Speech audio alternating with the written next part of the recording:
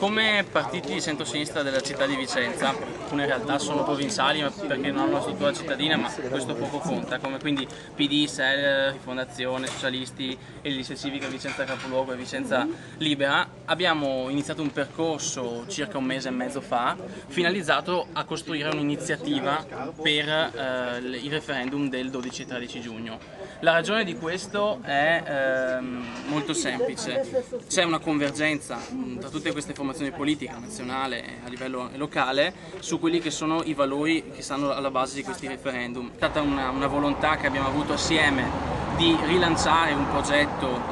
diciamo culturale,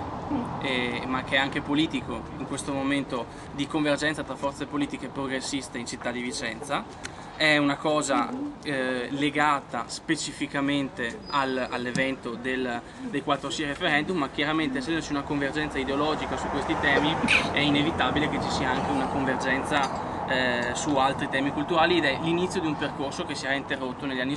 scorsi per vari motivi che non è qua al momento di toccare, ma che ha a che fare con la volontà di fare percorsi comuni, almeno dal punto di vista culturale, almeno dal punto di vista dei temi politici nazionali.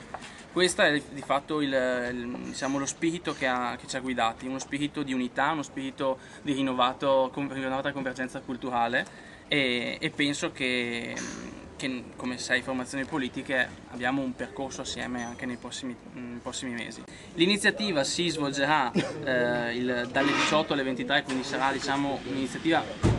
che occuperà tutta la serata del mercoledì universitario, perché quel giorno c'è la coincidenza anche con l'iniziativa del comune del mercoledì universitario, quindi saranno molti giovani nei bar della zona. L'idea è quella quindi di far convergere anche molti giovani, fare in modo che ci sia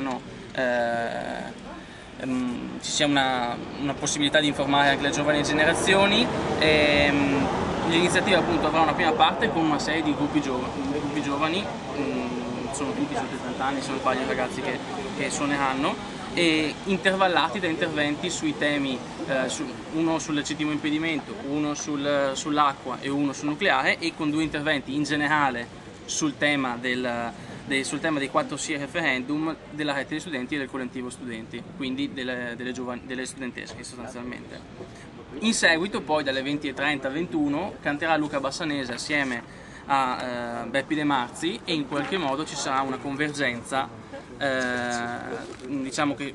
strutturerà un piccolo spettacolo ad hoc per parlare in maniera divertente, magari per un pubblico anche un po' più adulto, per quel che riguarda i 4 sì referendum. Un valore che è quello della giustizia, e che è alla base del referendum sul legittimo impedimento, e quindi di un'eguaglianza formale prevista dalla nostra Costituzione. Vi è poi un valore fondamentale che è un principio di precauzione, che è quello relativo al nucleare, quindi al fatto che vedere il nucleare come prospettiva energetica di questo paese, dopo che grazie a Dio ne siamo usciti nell'87, è una cosa che non solo è pericolosa e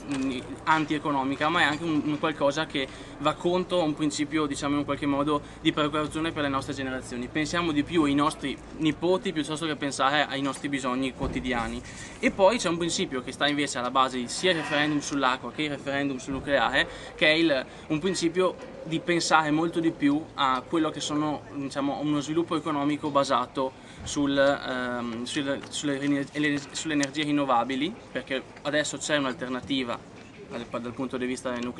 al nucleare, che sono le energie rinnovabili, e in generale queste energie rinnovabili passano anche per,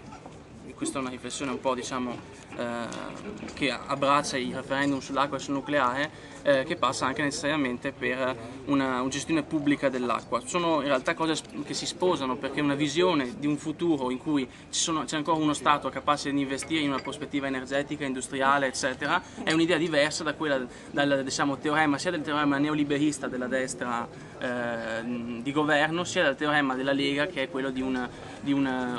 ritorno identitario e di una chiusura. Noi siamo per un mondo più aperto, siamo per un mondo che sappia investire in energia rinnovabile, che sappia legarsi, quello che è un po' un progetto di questo genere.